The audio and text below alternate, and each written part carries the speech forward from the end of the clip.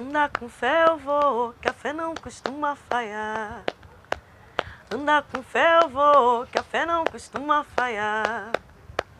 Andar com fé eu vou, que a fé não costuma falhar.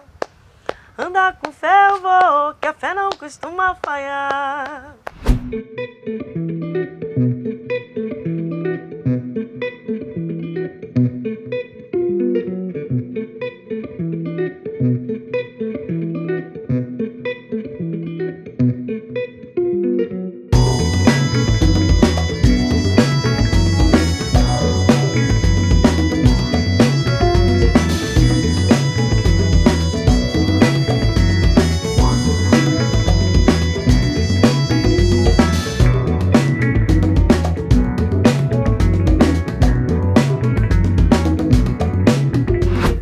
Esse é mais um programa Papo na Laje. Eu sou a Dani Câmara. Estamos hoje aqui diretamente do Ilê Axé Egiomim para falar sobre intolerância religiosa. Olá, meu nome é Gisele Florentino, eu tenho 30 anos, sou de Nova Iguaçu, sou economista e hoje coordeno a iniciativa Direito à Memória e Justiça Racial e também sou a Bian, do Ilê Axé Egiomim. E aí, galera, meu nome é Patrick Mello, eu tenho 27 anos, eu sou Yaú do Oxóssi, aqui do Ilê Axé Egiomim, sou comunicador, estudante de Ciências Sociais e cria do Morro do Borel.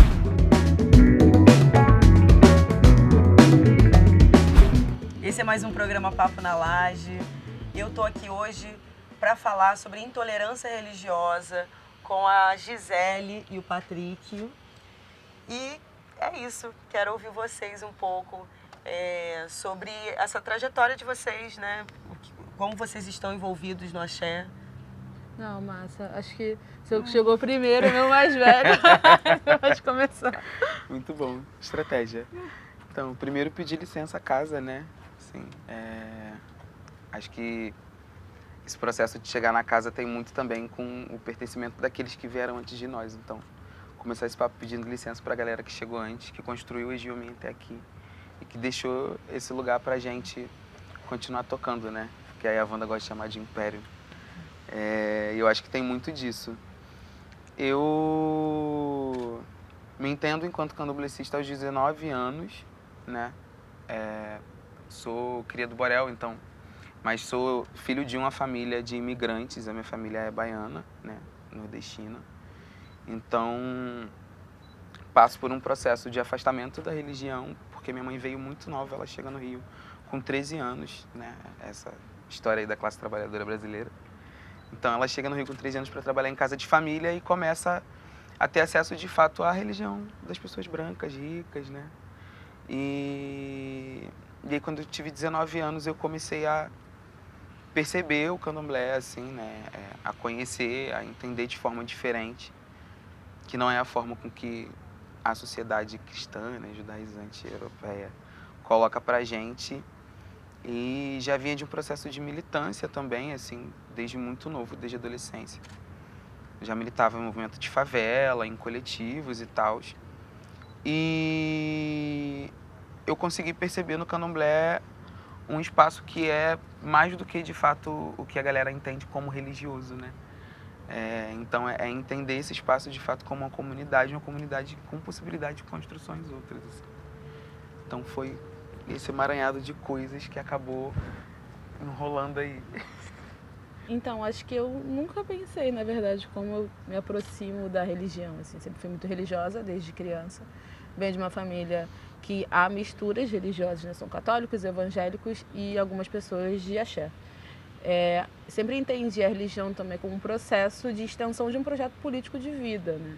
E aí eu entro na militância muito nova e foi meio que um processo natural você acabar se voltando para origens do seu povo, os marcos da sua cultura, entender o povo negro hoje como basilar para a formação histórica brasileira e dentro desse processo eu me vi numa necessidade de pensar a minha espiritualidade.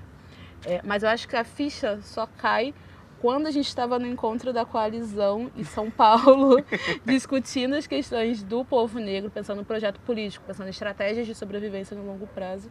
E lá eu encontro com a Wanda e a gente se olha de uma maneira muito fixa, em uma mesa que estava tendo uma treta política enorme, assim. E aí eu falei assim, acho que é esse caminho a seguir, acho que é essa pessoa. né, eu vou buscar apoio num momento de vida tão sensível. E aí eu chego aqui no Axé, já conheci o Patrick, a gente já trabalhava junto, já militava junto. E Patrick é meu irmão, né? A gente é uma família com projeto político de emancipatório para o povo preto. Toda a nossa atuação é uma atuação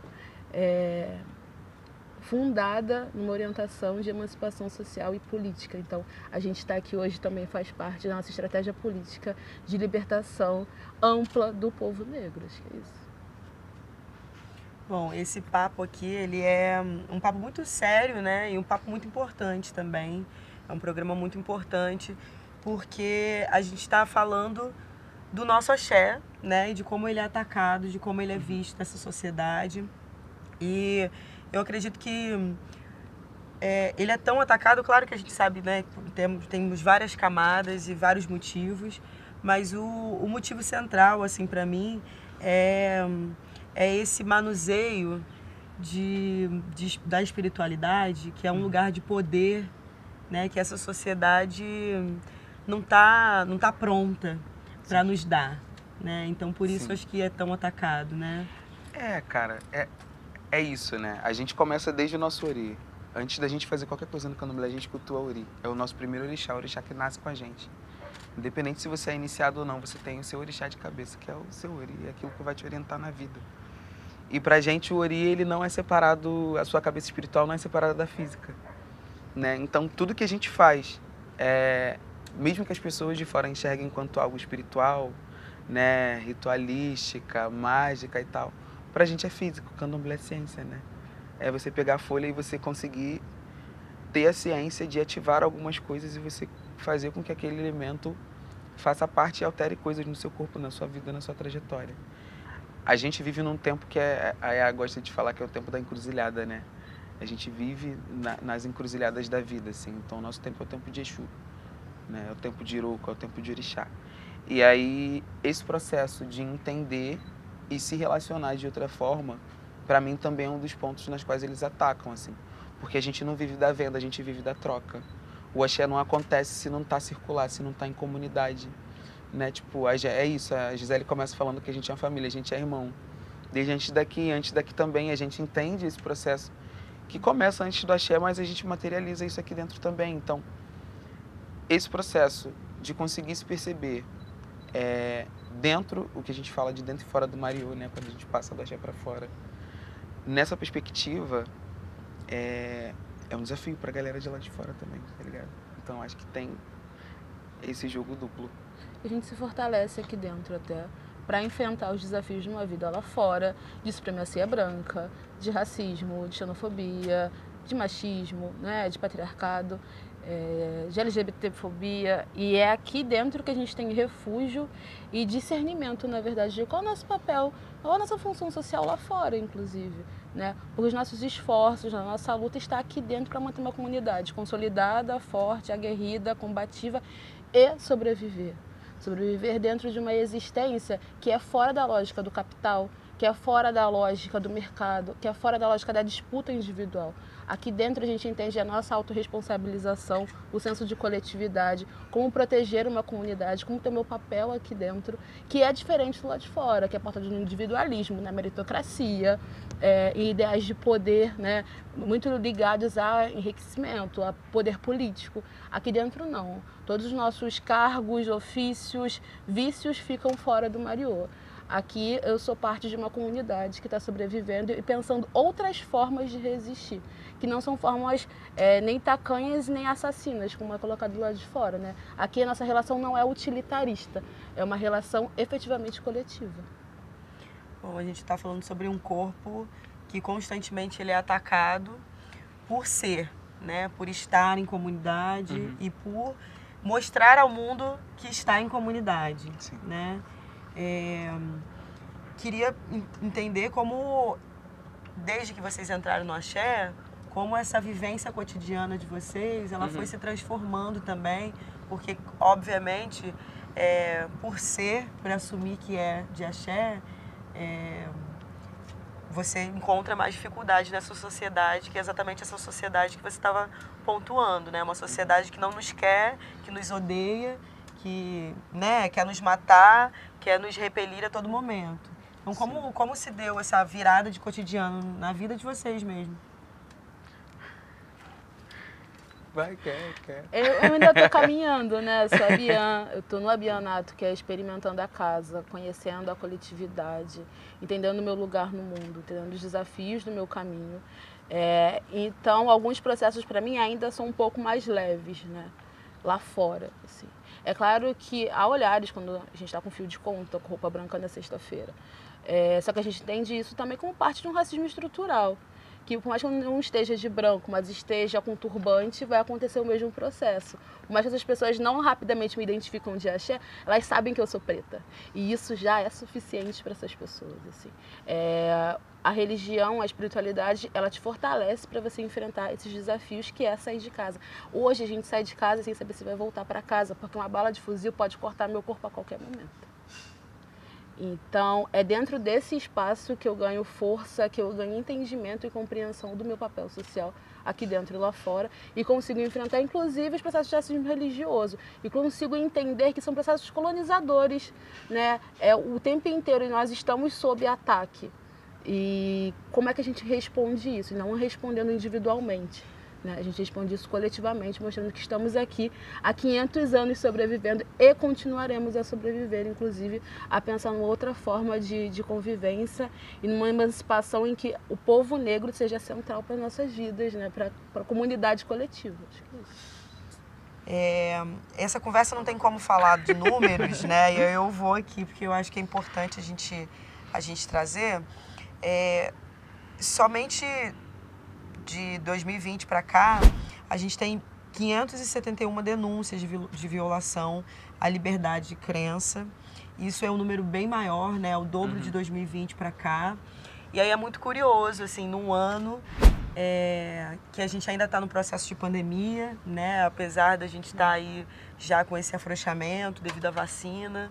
E aí um ano, 2022, em que o carnaval, que é tão nosso, que é uma festa de rua, tão viva, tão potente. A escola de samba que ganha é uma escola da Baixada, que vem com um tema falando sobre Exu, né? E ao mesmo tempo é um ano onde a gente vê que esses casos crescem. Sim. Então a gente vê aí uma contradição, né, dessa relação da festa que é tão nossa, tão necessária, que diz respeito sobre as nossas relações. E do carnaval, que é tão disputado, né, como uma festa de poder da cidade, uma festa que gira muita grana e que, infelizmente, essas pessoas que ganham mais dinheiro com o carnaval e com a potência do carnaval não são pessoas pretas, não são pessoas que estão diretamente relacionadas ao axé, mas é o axé que produz tudo isso, né? Então, enfim, estou trazendo esse ponto aqui porque é bizarro, assustador e ao mesmo tempo é a nossa realidade, né? Uma cidade que mascara a sua alegria, a sua felicidade e ao mesmo tempo nos usurpa, nos mata e nos violenta o tempo inteiro, né? A gente tem o crescimento junto com isso, o crescimento da bancada evangélica. A gente tem, né, tipo, hoje o último censo, 70% da população do Rio de Janeiro se autodeclarou enquanto evangélica. Você tem, você traz para trás mesmo, assim, sei lá, redemocratização, você tinha na Assembleia Constituinte já 35, 37 deputados que já formavam a bancada evangélica. Então esse é um processo que pra gente é um projeto de poder mesmo que está colocado, sabe? Assim, há muito tempo. Hoje a gente consegue enxergar esses dados, assim. E se colocar, se posicionar mesmo enquanto comunidades tradicionais de matrizes africanas, sabe? Inclusive tem a questão do marco legal, que também está votando no Congresso, né? Está em tramitação e tal. Mas que é um processo que não vem de agora. Você tem, sei lá, 1940, uma reportagem num jornal super famoso, falando das noivas dos orixás, assim, colocando coisas bizarras, né? Explicando, né? ritos que são pra gente, né, muito secretos, assim, mas colocando de uma forma super caricata, bestial mesmo, tá ligado? Então, assim, isso não é uma parada que começa hoje, e por isso a gente também se posiciona dessa forma, assim. Acho que esse aumento tem a ver com o processo que a gente está vendo de país mesmo. sabe? De expansão, de fração, né? De poderes, e de disputa de poderes, né? Tem uma questão de envolvimento com facções. É muita coisa. A própria relação com a milícia. A própria relação com a milícia, esses ataques nessas comunidades, tão dentro da Baixada, como você trouxe esses dados, né? Que hoje está dominando e, ao mesmo tempo, existe esse ataque dentro da religião que é muito forte, né? Sim. Eu e o Patrick, a gente faz parte da Iniciativa Direito à Memória e Justiça Racial, uma organização social da Baixada Fluminense que trabalha com violações de Estado. A gente vem recebendo muitos casos de invasões de terreiro. E aí, quando a gente vai olhar onde estão esses terreiros, são justamente em áreas milicializadas. E, para a gente, o debate de milícia é um debate muito caro, porque a gente não entende milícia como um poder paralelo ao Estado.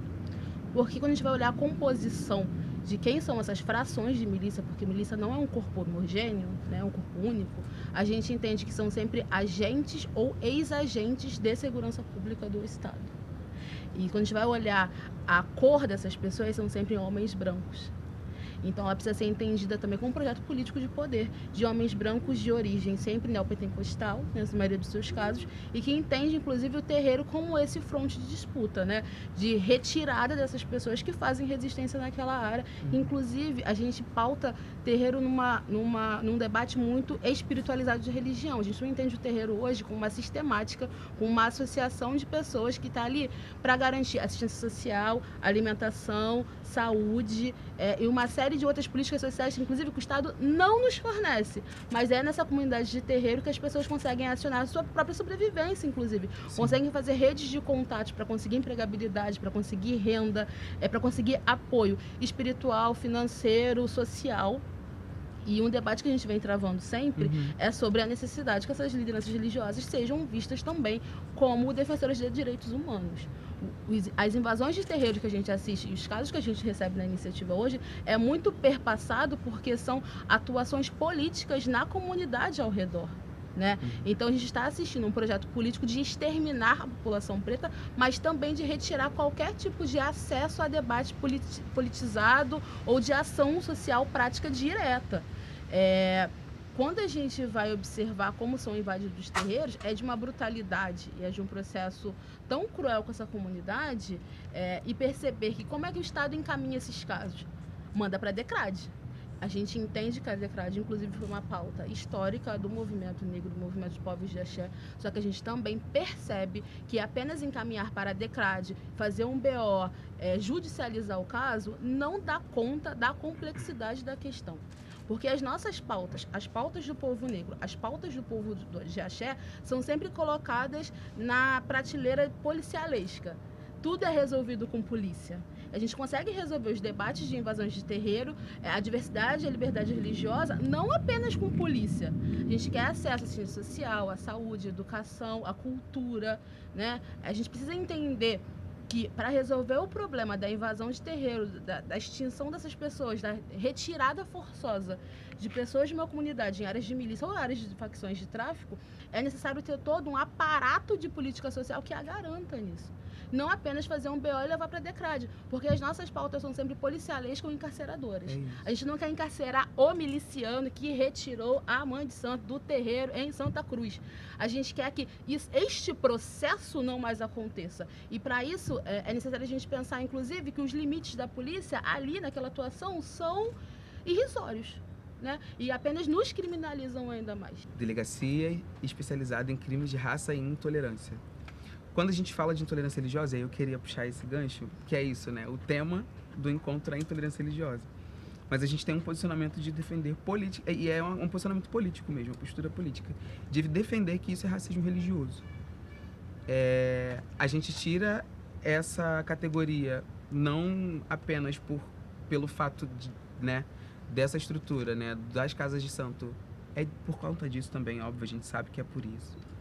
Mas a gente retira por conta dessa questão estrutural. O termo intolerância religiosa, ele surge numa perspectiva de você conseguir tratar isso por dentro do Estado.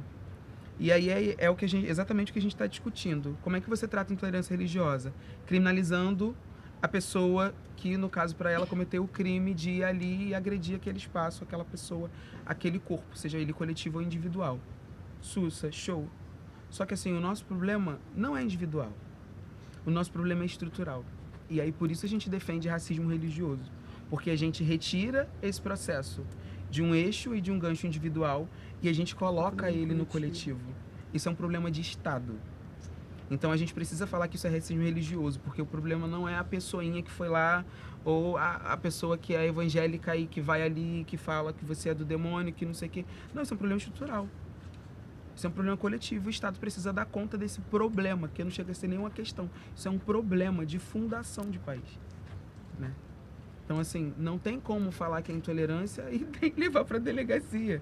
Isso não vai resolver. Eu posso resolver aqui hoje, sabe? Mas a gente está falando de um espaço que faz a gente se perceber também enquanto ancestralidade, assim.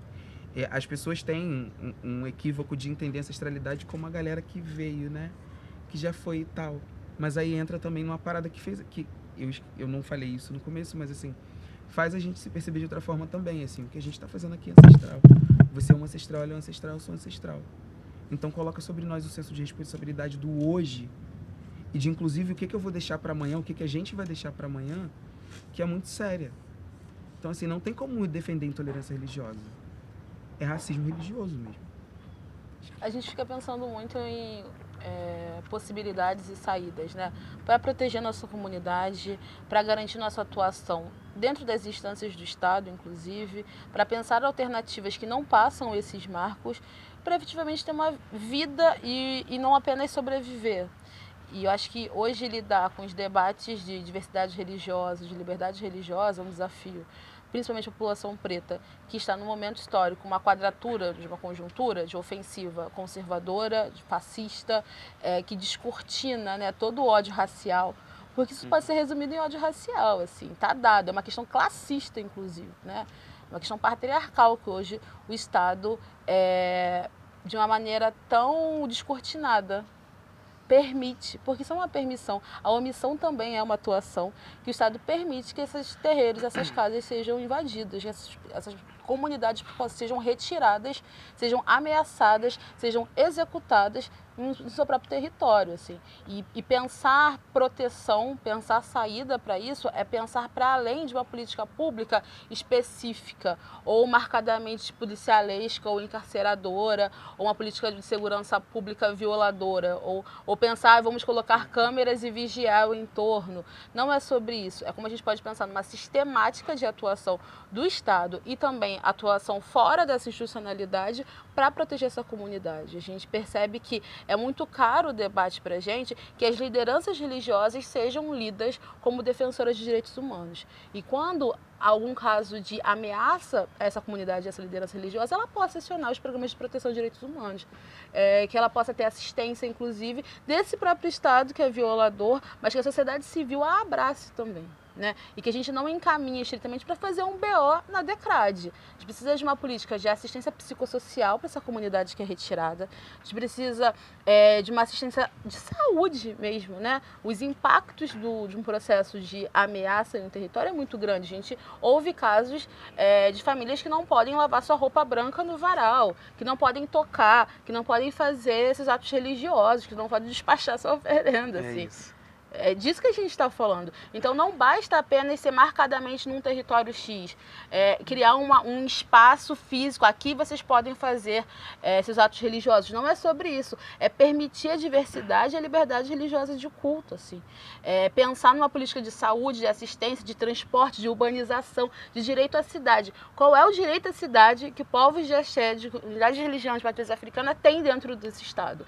Nenhum. Elas não podem circular Sim. com o seu fio de conta, ela não pode circular com essa roupa branca, ela não pode circular com seu próprio quelê dentro desta sociedade, que não seja um ataque frontal, inclusive, aos ditos direitos de uma família tradicional brasileira. E a gente é visto como inimigo. E se eu sou vista como inimigo, o Estado não é meu aliado. E é esse Estado que eu vou, inclusive, combater. Em alguns momentos a gente vai utilizar ele estrategicamente, taticamente, em outros momentos eu vou para um debate frontal a ele, porque ele está executando o meu povo. E ele está inclusive permitindo que hoje esteja numa situação de ameaça há 24 horas. E a gente precisa entender que a polícia não vai nos proteger, muito menos esse Estado, muito menos o debate de disputar cargos e postos de poder nos protege. A gente precisa pensar efetivamente em uma saída coletiva, comunitária, autônoma, emancipatória dos povos de terreiro. E é essa construção que o Patrick coloca muito bem, a gente como ancestral está produzindo. Eu posso não ver o raiar de um dia de liberdade e emancipação para o meu povo, mas eu vou ajudar a calçar a estrada e botar minha pedrinha para garantir que as próximas gerações sejam libertas efetivamente.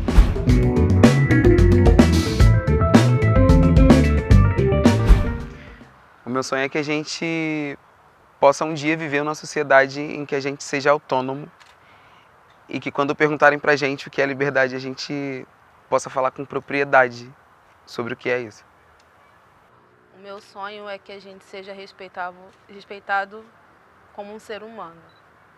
Que não tenha polícia, não tenha Estado, não tenham prisões, não tenham opressões e que a gente efetivamente saiba o que é a vida.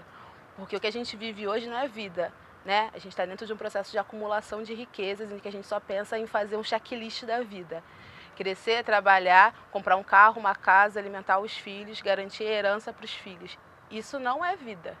Vida é você saborear o que melhor a natureza tem para nos dar, as relações humanas, as emoções. É estar tranquilo para ir e voltar para casa. É poder comungar em família, em coletividade, em comunidade. E a minha luta hoje é para construir que no futuro as próximas gerações possam ter direito a viver e não mais sobreviver.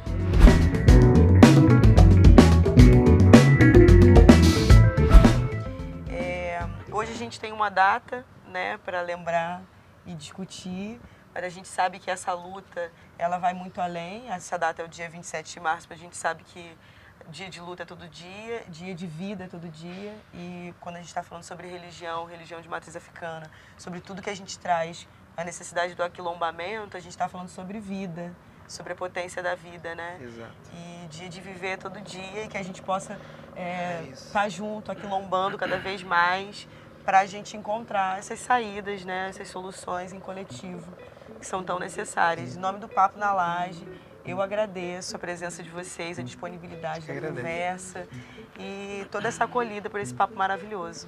Axé. Tudo nosso e nada deles. É isso. Axé. Sobreviver é um ato político.